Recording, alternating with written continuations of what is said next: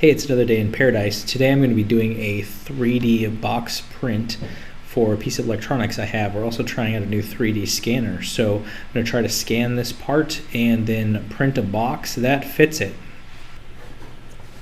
Alright, so this is the actual part, and it's a DC 12 volt to a USB charging step-down converter basically, but loose like this it's not very good. So I'm going to build a box that this fits in, and I'm going to throw this in the 3D scanner and see if I can't get a good 3D model of it, and then I'm just going to build a box around the 3D model in the computer.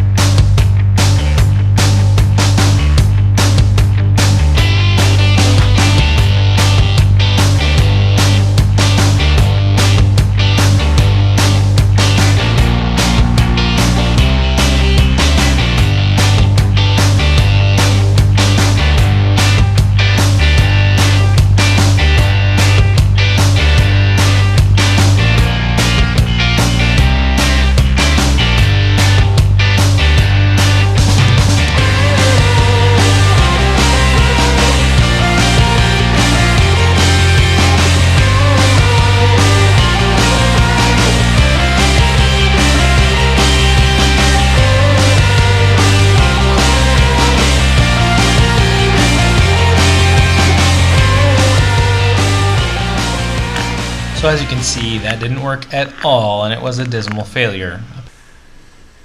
Alright, the first thing I'm going to do is I'm going to measure the size of this circuit board.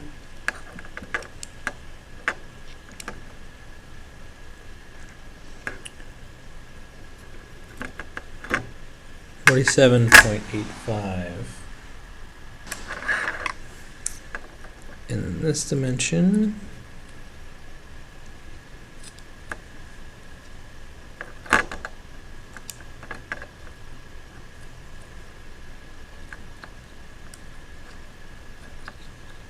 .22. Let's do the height. The whole thing. Highest point is this. We're gonna clear the circuit part though of the through hole solder joints.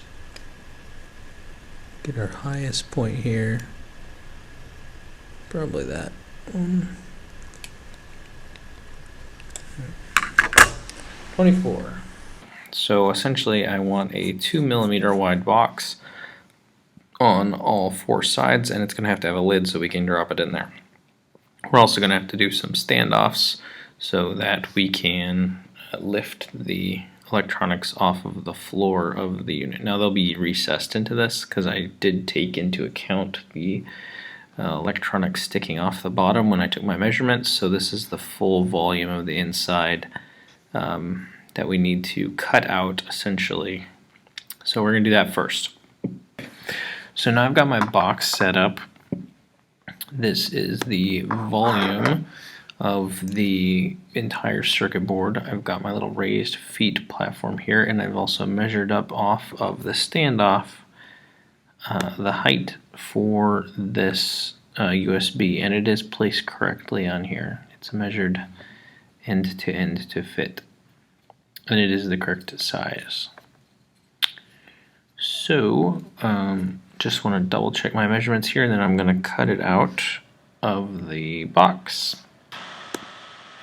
There we go. So now we've got our box with the hole, and it is not exactly centered. I measured it twice. The USB ports are not centered, so that is where that goes. Okay, and I'm going to move this. Okay, so now we're in Cura here. Alright, there are our two parts to our box. We're going to rotate these so that they are laying flat. So now we're going to save the toolpath, our G-code toolpath here, and should be ready to go.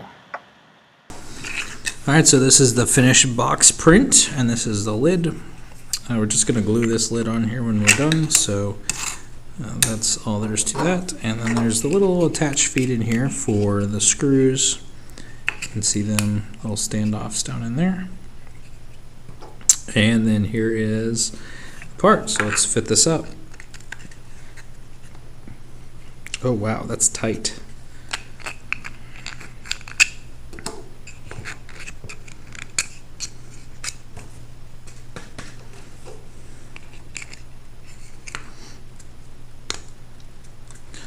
And I provided a clearance, but this is, man, it's tight. I don't think I'm going to need the screws. Honestly, I think this is just going to hold it. Friction fit that in there. Yeah. So it does have the screw mount holes down in there that we could use to attach it, but I don't believe they'll be necessary. That's friction fit in there. But yeah, this looks really good. So I think we're just going to leave this like this for now, and may make a new top later, but we're just going to hold off on that. It's friction fit, nice and tight. Everything looks great. So that's a wrap. Thanks for watching. If you'd like to see any more of this kind of thing, let me know. I'll probably do a couple more 3D box prints like this because I like putting my little electronics in something. And these custom boxes are, honestly, they're cheaper than getting one that is not made for it. So at this rate, I'm just gonna probably keep making these. Anyway, comment and let me know what you think.